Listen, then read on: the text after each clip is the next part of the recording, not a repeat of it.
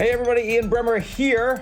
Have your world in more than 60 seconds as long as we are in pandemic, lockdown, crisis, concern, quarantine, and all the rest. Try to give you more than 60 seconds. It's my little way of giving back. We can all do that. Okay, your questions are here on my iPhone, ready to go. By the way, why am I wearing a scarf? It's not in the questions, but you've complained about it in the past. It's because it's like 20 degrees outside.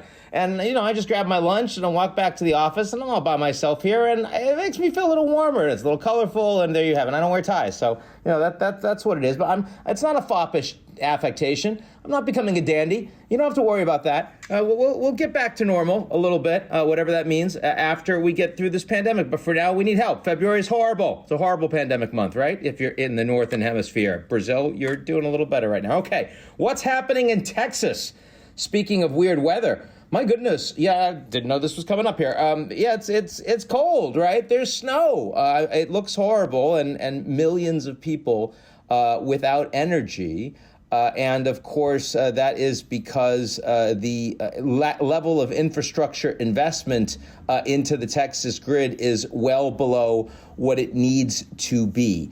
There's a lack of integration. Texas's grid largely stands by itself. It is not under the authority of or coordinated multilaterally with broader energy infrastructure.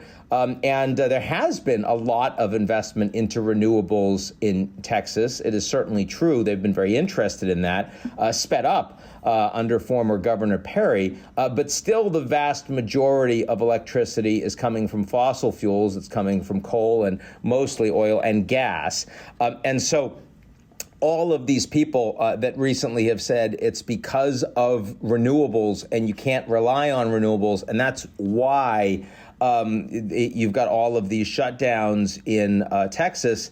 No, it's because you haven't invested properly in infrastructure resilience. First of all, there's a lot more gas shutdown than there is wind shutdown. And you've got temperatures like this in Northern Europe all the time and worse. And they don't have this kind of wind shutdown because they invest properly in their infrastructure. So, you go to LaGuardia and we're finally fixing it in New York. But for quite a while, a lot of people, including Joe Biden, said it was like going to a developing country. They said third world country. You look at LaGuardia. Well, when you look at a lot of infrastructure in the U.S., it feels that way. And one of the reasons why I strongly support $1 trillion plus spend after the $1.9 trillion for relief on infrastructure, because that's a good investment that will actually return more than the dollars you put in over the long term. And that's the way you should think about the deficit of whether or not you're getting a better return on your investment, just like you do for corporations, you do for sovereigns. Okay, enough of that. The World Trade Organization, WTO, has a new leader. Who is she? And what challenges lie ahead? She is Ngozi Okonjo-Iweala. And she's a fixture. I've known her. I've seen her at events for well over a decade. She was the Minister of Finance for Nigeria. She was the number 2 at the World Bank.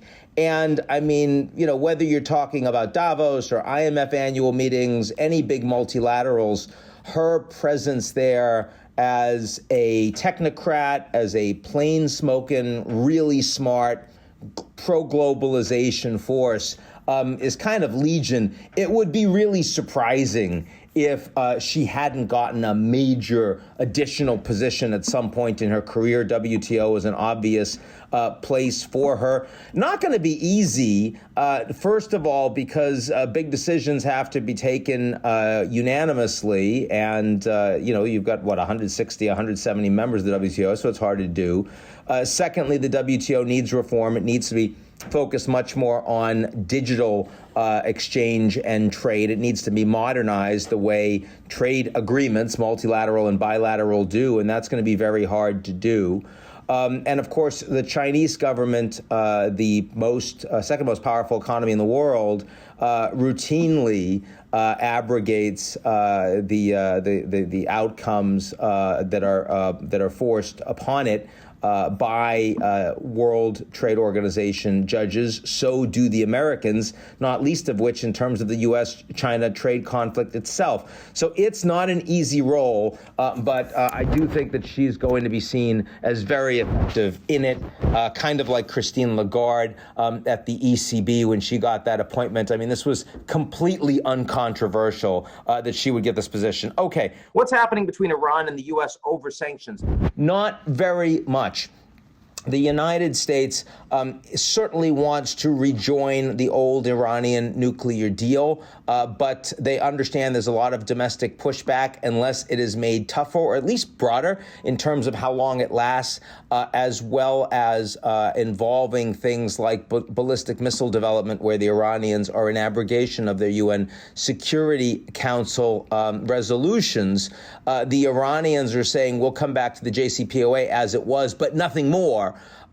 These are hard people to negotiate with. It's a hard government to negotiate with. The bureaucrats there. It took years on the final points under Obama and Kerry, and that was when the Secretary of State was personally involved. There is no cabinet member in the Biden administration that is personally anywhere close to as invested in getting this Iranian deal done, if it's hard, as Kerry was 5 years ago. And so as a consequence, I think there'll be forward momentum, but I think it's going to be much slower than people expect. Now, there is a point that once you start engaging in negotiations, a whole bunch of third countries that were concerned about doing anything that might be seen as gray area in terms of busting sanctions, like buying Iranian crude and other sorts of goods, you'll see more leakage. And so the Iranians, just by virtue of moving back towards the United States and people getting confident about JCPOA,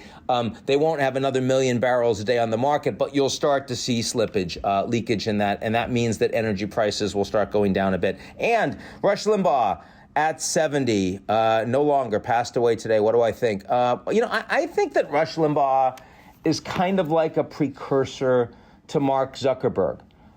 He's someone that became an iconic figure by giving people what they wanted, not what they admitted they wanted, but what they actually wanted, figuring out what that was and maximizing his reach and his influence as a consequence of that.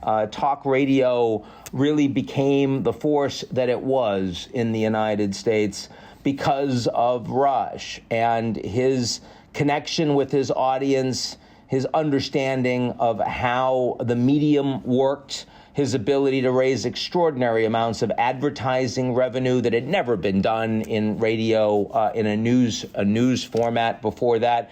All things that he became a unique figure, and of course an entire field developed around him. And after talk radio, we get cable news, we get Lou Dobbs on CNN even talking about a presidential run at some point. And then of course you get social media, and now you have Mark Zuckerberg. And I think that you can draw a line directly between those two men. I think they've both caused a lot of damage internationally and certainly in terms of civil society in the United States, but also on this day of Rush's passing, to recognize how well he understood the opportunity that was in front of him and how much he was able to maximize it. Kind of a force for capitalism in a country that is most interested in unleashing animal spirits. There you have it, R.I.P. Rush Limbaugh. So that's it for me. That's your world in more than 60. Be safe, avoid people. Talk to you all next week.